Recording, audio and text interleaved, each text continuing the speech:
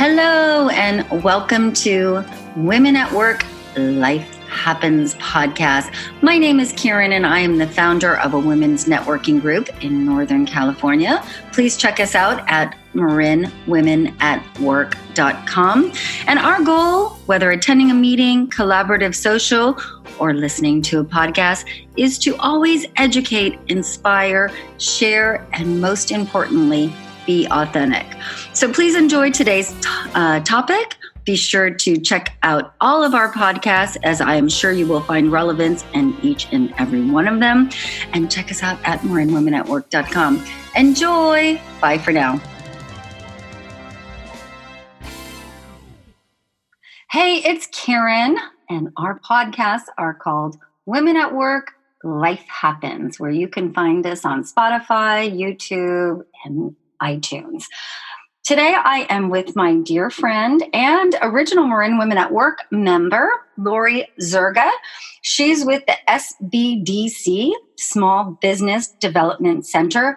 And today we're going to talk about the basics of how did you get started? Because I have so many individuals that call me or text me or email me and say, oh my gosh, I have this business idea, but I don't even know where to start. Business license, business plan, etc. So Lori is an award-winning author of Start at the Table, a book to get families cooking. She is a strategic advisor for SBDC and founder of Chef K, providing culinary education that is the link to a longer, healthier life. Through business advertising, she helps her clients grow their income with optimal pricing and marketing strategies. SBDC, again, is Small Business Development Center, federally funded program to support entrepreneurs and businesses. So I know one of my thoughts when somebody comes up to me and says, hey, how do I start a business? And you know what? In all honesty, it's like, face your fears, ladies. Just take the fear factor out of it and jump in. But now I know you're going to help them understand how to get started. So Lori, I'll let you take it over from here. Awesome. Well, I think the most fun and amazing step is really just to vision your business. Like, just sit down and journal. Like, what would you love? Because you usually have just a ton of ideas. And sometimes people just jump in and get started and don't really stop and think of what their ideal love, dream life would be. And so starting with a business vision is a really good first step. Totally agree. Absolutely. And then from there, you really want to hone it down. Like, how would you start? A lot of times you feel like there's barriers. You mentioned leap through your fear and just get started. But a lot of times people think, oh my gosh, I have to have so much money and I have to have a shop, or I have to, there's like a lot of things that you think of the end point of the business, but there's a lot of really creative ways that you could start income flowing in right away. So you want to think about that as well as, once you kind of have your big picture, vision, dream, ideal of where you want to ultimately go, you want to look at where am I right now and how can I get started? And what's the next step that I can take? And one of the big first steps is usually kind of starting to lay things out and then determining when it's the right timing for your business license. You need to get a business license. A lot of people think a website is a critical, like, I can't start until I get a website. I have started multiple businesses, and I have had some businesses that I've started that I've only had a Facebook page, a simple landing page, where I maybe give a free giveaway so that I can gather and collect names of people, and an Instagram and a LinkedIn. You don't have to invest a ton into a website day one. You can start with some simpler, less expensive ways to begin to develop a presence. And I think also, that's a huge point because websites, a really good website can be very costly and very daunting, and you might not have enough content to really build the appropriate website. So I think that's a great lesson. Thank you. yeah, Absolutely. yeah, that's a really good one, I think, because I mean, websites are important. I'm not saying they're not. They've kind of become a required, almost like a business card or a flyer electronically, but it doesn't have to be complicated day one, uh, because you're really developing your brand. You're really experiment, especially when you're starting. You're maybe not sure of who your ideal client is. You want to try a couple of different clients. You're not sure of a whole bunch of things. What's your ideal color? What's your logo? All of that kind of stuff that you'll be developing over time. And you don't have to have anything super heavy duty. So, And I also think because of all the other social media platforms, people can still find you. And that's mhm. why I agree. I do think a website is a must have at some point, but I don't think it has to stop you from starting your business. And again, but still make sure that people can find you on social media because that is key.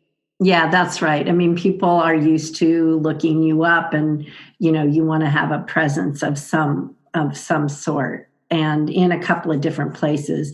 And there are services out there that are really like Fiverr. I don't know if your audience has heard of Fiverr, but it's an awesome um, service out there that you can get a banner for your Facebook page. You could get, pick something and then propagate it through to whether it's your Instagram presence, your Facebook, kind of have the same look and feel, have the same photo of yourself Yeah, oh, and that's a things great like that. point. I've used them for postcards or for flyers, but what else can Mhm. you do for your business? Yeah, they can build the little banners for like your Facebook or for your website. A lot of Instagram, Spotify, your appointment. If you're a type of business that requires appointments, and you want to have your little customize your appointment set up. There's a lot of different things that allow you to kind of customize. So you can get those little JPEGs or a PNG, which means a graphic, electronic graphic, if people aren't Right. familiar. Well, that's Um, awesome. Thank you. That's a great yeah. tip right So there. then That's very, spelled very, F- yeah. Lori, that's spelled Fiver, correct? Just for listeners. Yeah, I believe it's fiver.com. Yeah, Okay, good. All fiver.com. right. So that's a Yeah. good. I was familiar with some of their services, but I didn't realize they did all that. Okay. What Yeah, else? they do. You can do a lot there anyway.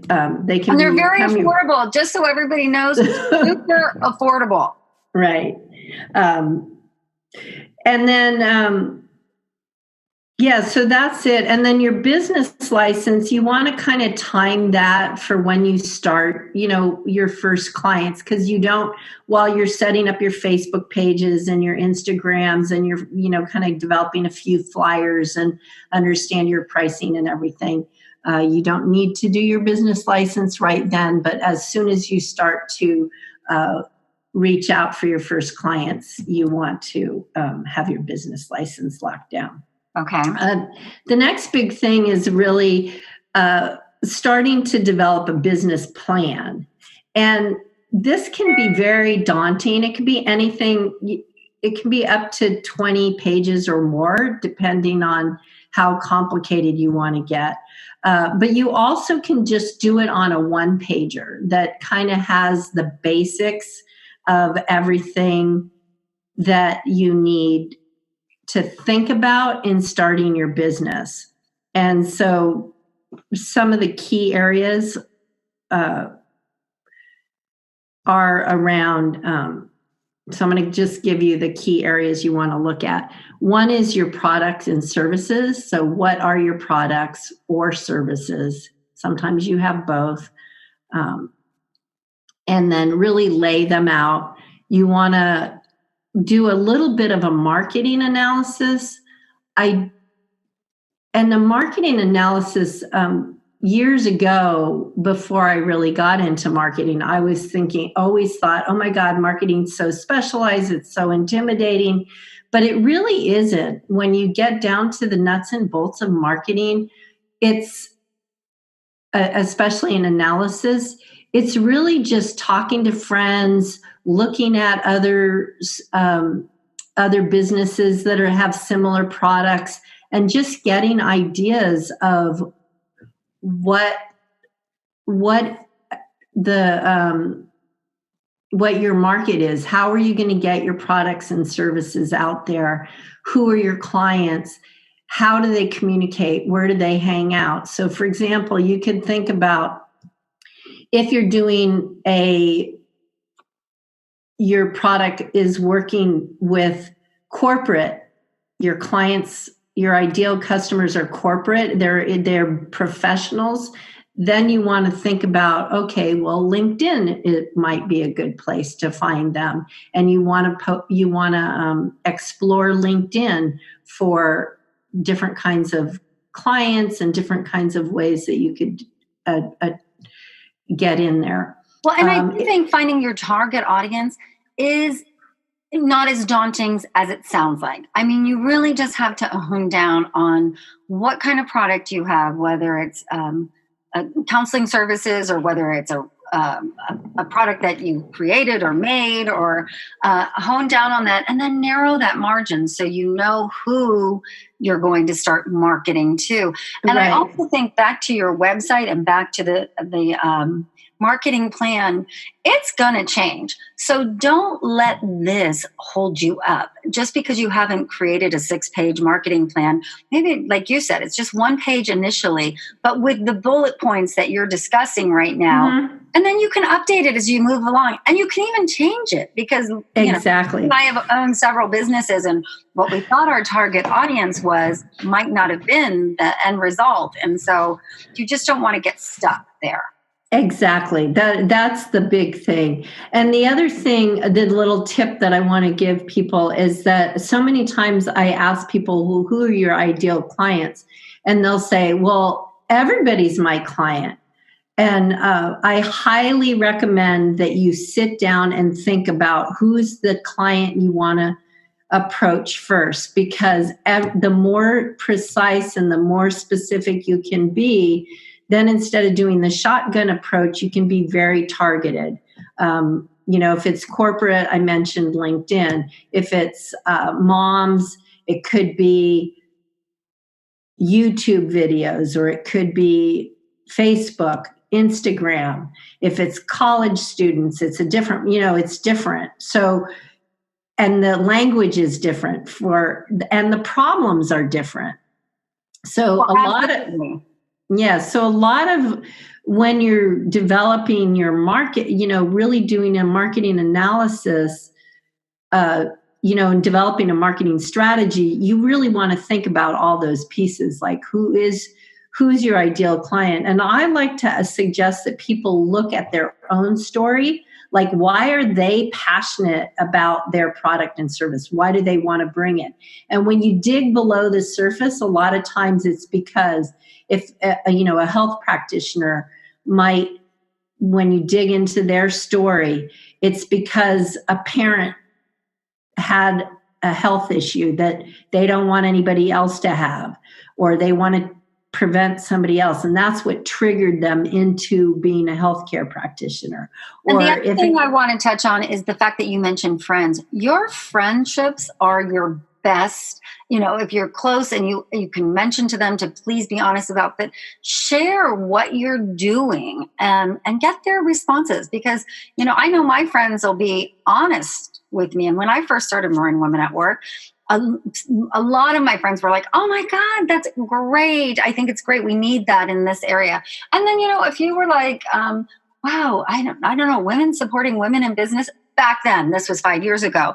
And it was still a new concept back then because successful women thought, I made it on my own, go at it, you're on, So it was a different time. Now we all want to support each other. But I did appreciate the feedback, both positive and negative. All right. So what are some other steps that you wanted to share on the business plan? Is there something else? Well, the other really big thing that people forget all the time is to make sure they understand their expenses and their break even. And part of the market analysis is looking at other similar products and what their price range is and things like that. But you really want to understand your expenses and when you're going to break even. And one big thing lots of new business owners forget to do is pay themselves. Right. And when you say the cost of building a business, that's part of it. I think a lot of people forget their personal expenses.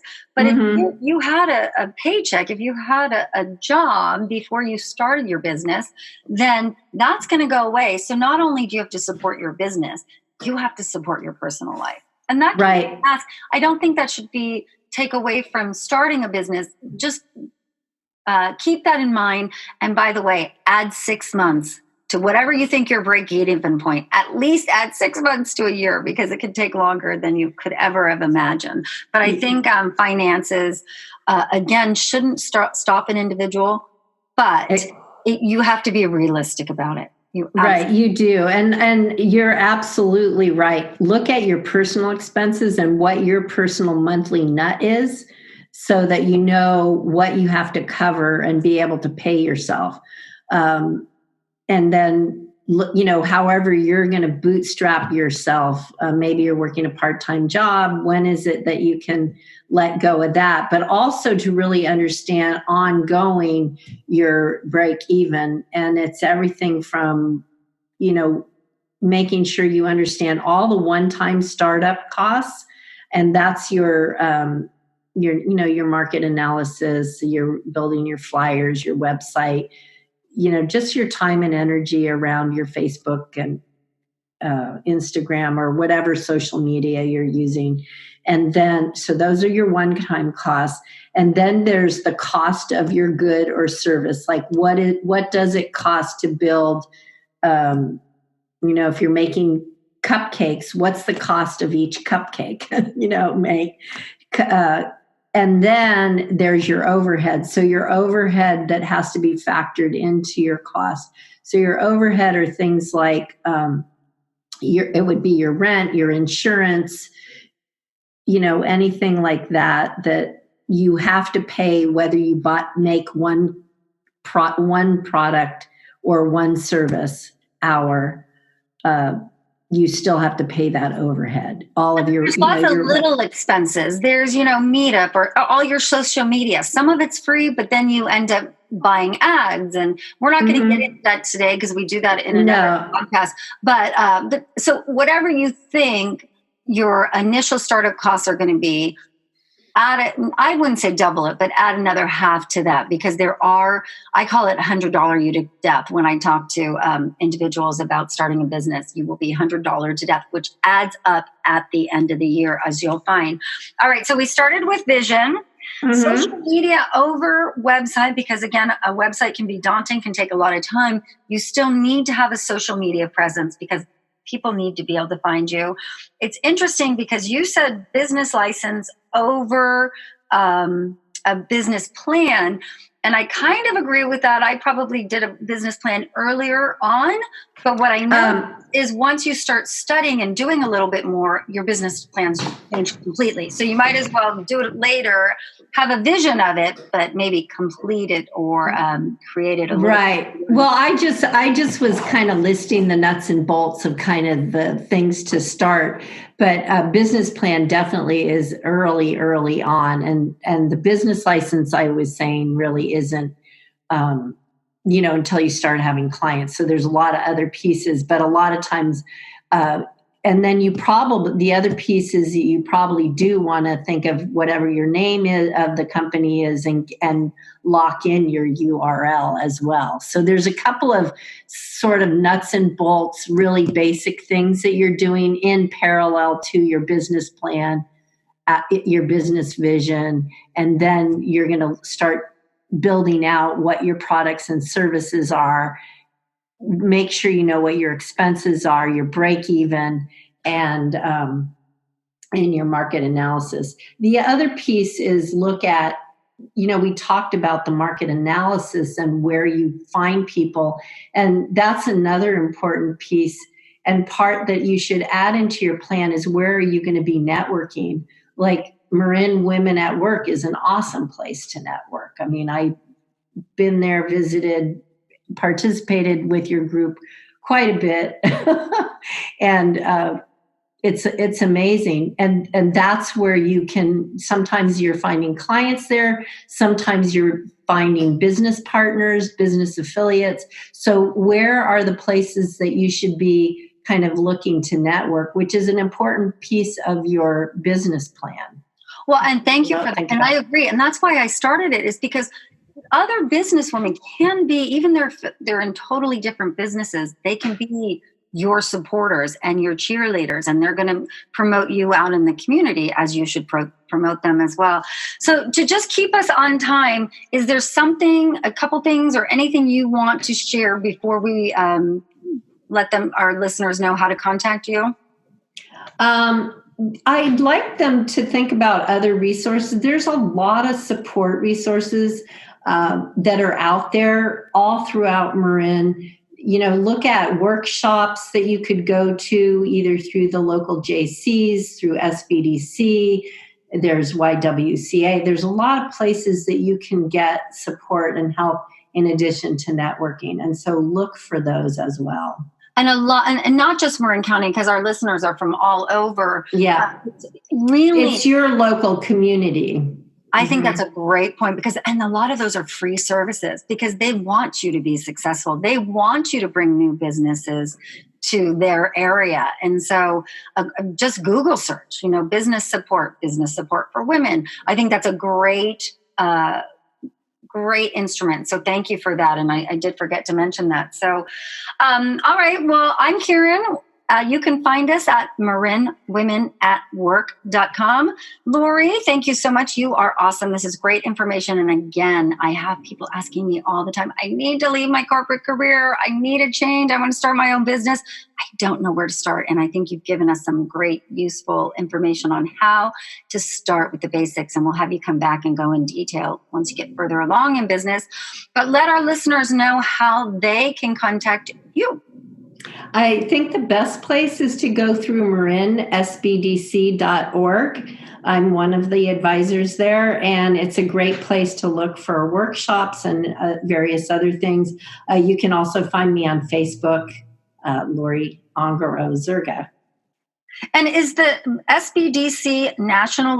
Can they find this in their own communities? Yes, it's a federally funded program, and it is throughout the U.S. So there are small business development centers all over the country. I happen to work with the Marin SBDC. There's also Sonoma and Napa SBDC, and they're all over the U.S. And that's Sam Boy Dog Cat, SBDC, Small Business Development Center. Lori, again, thank you so much. You are fabulous, and I appreciate you providing all of this information for our listeners. Thank you for having me. All right, bye, Lori. Bye.